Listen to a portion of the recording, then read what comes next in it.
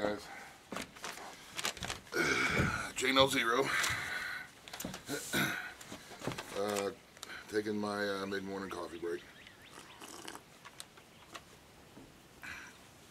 I had some questions from B5 about homesteading up there in, well, it's B5 Khaled, I think. But he had some questions. He said he's trying to start to get into homesteading, and just had some general questions. He says that it's people are telling him that it's a difficult thing to do because, you know, it takes a lot of money to start, and you know, the complete change in lifestyle.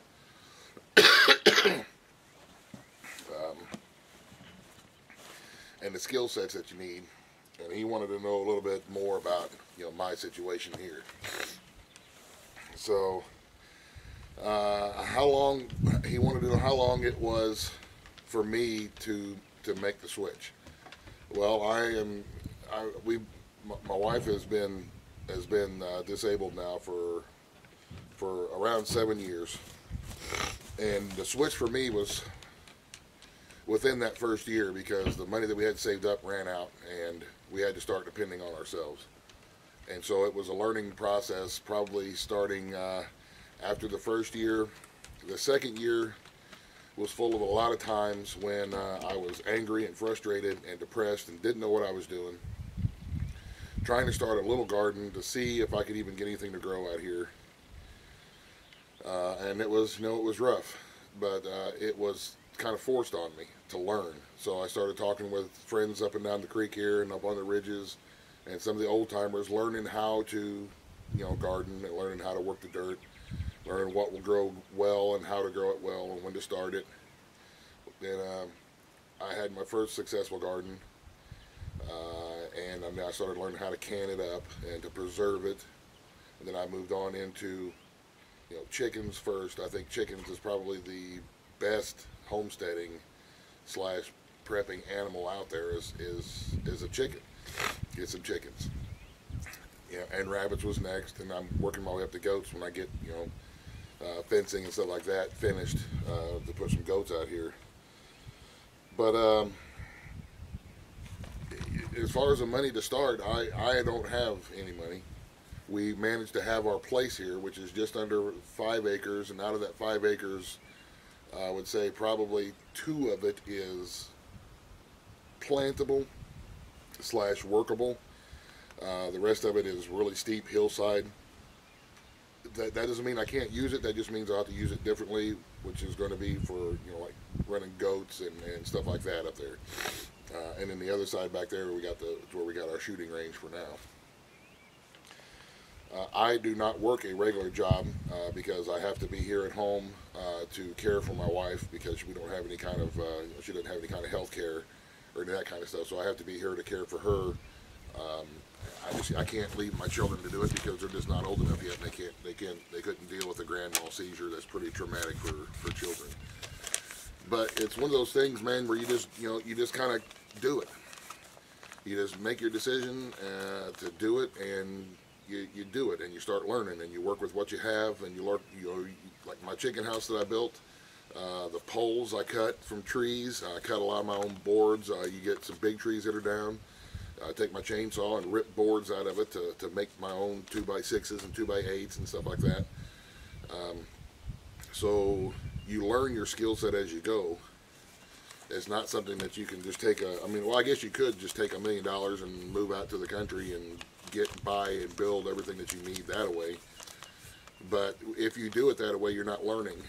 It's all about learning. To me, and like I say, I'm by no means educated, and I'm by no means an expert on anything. For me, having to build everything on my own, whether it be the smoke shack, like the first one that burnt down, or the second one that is doing very well, whether it be building the heat exchanger, building the chicken house, all that was built from scraps and what other people would consider garbage. And we use that to build other things that are useful to us. So I always looked at my scrap pile and to myself first to say, well, if I need something, then how can I make it? Because not only then do I know how to maintain it, because I made it, then I also have learned something new. Well, look, I can make a chicken house out of a couple of pieces of plywood that were being used as political signs, and trees that are here on my property. I can cut them and cut poles and cut boards, and the only thing that I really had to buy was some chicken wire. So he said he's thinking about making the move out of New York to a red state. Yes, I would get out of New York if at all possible and go to some place that's a little more people friendly, not just necessarily gun friendly, but people friendly. New York tries to govern each and every little thing that you do all day long, from the size of the sodas you can drink in New York City to, you know, the kind of firearms you can have. Hey, good girl. So anyway, that was for me. That was my jump into homesteading. It is a very different lifestyle. You know, you get up real early and you work hard all day long. We're getting ready to get into another busy season right now because you know, we got gardening coming on. I'm going to get my plants started. Which reminds me, a lot of people have seed banks set aside, and that's a very great idea to have a seed bank set aside for emergency foods. But have also a way to start the seeds if you're in the middle of winter, or if it's something really bad, major emergency to where you don't, you know, you can't use your dirt, it's not good for any reason, or you don't have good dirt around you, or whatever. Try to have, if you can get a chance, to grab some extra, like these peat pellets or these seed starters, peat pellets and stuff like that. Grab some of these and set them aside with your seed bank. That way, in an emergency, if you have to start your seeds, you have something good to start your seed in and get your plant going. These are, like I say, they're not going to go bad. They're just dehydrated peat moss a lot of times with a little bit of extra stuff in it. So you can take these and throw them right next to your seed bank, or wrap them together in a big band or whatever. That way you have your seed bank, you have a way to get your seeds growing, and then that'll give you time to, you know, figure out what you're going to do as far as dirt goes. Maybe you can even, if you wanted to even stock a couple of bags of potting soil aside just for emergency. Because in an emergency, you can grow a tomato plant, you know, in a butter tub if you had to. Get your seeds started, and then put some dirt in a butter tub that you used up, and grow your tomato plant in that, and then you can produce your own food. So anyway, guys, B5, I hope that helps. It can be a little intimidating if you think about it too much. My suggestion is just if that's what you want to do, and that's what you're considering doing, then and go for it. Jump in and start learning. There's a lot of great things on YouTube, a lot of great people out there who are much smarter than I am, who are homesteading as well, and you can learn a lot. Talk to your old timers up and down the road in your area where you live at. You know, old timers they're a valuable resource, and they have a lot of information. If you sit down and have a cup of coffee with it, they'll be more than happy to share it with you. And a lot of the old timers have already lived through extremely hard times, and they know what it takes to make it through. They know what it takes to depend on yourself. Because me, homesteading is self-sufficiency and self-reliance. It's looking to myself first, whether it be for, you know, power from the solar panels, which are getting a good charge today, woohoo, or you know, lighting with the solar lights, or, you know, food that we raise, you know, rabbits and chickens and garden, and soon to be goats for milk and meat.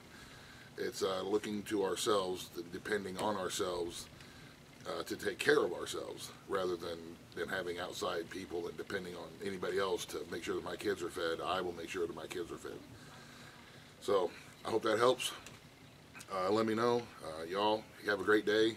We're going to start getting some more boxes built and stuff.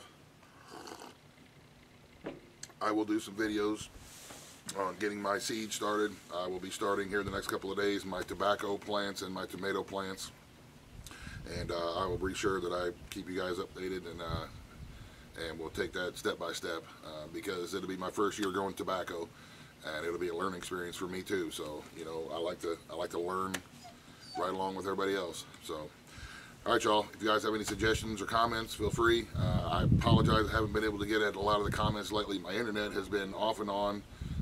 I don't know quite what's going on with that, and I've been busier than a one-legged guy in a butt-kicking contest. So please bear with me. I will try to do the best I can. So, okay, y'all, God bless. The end.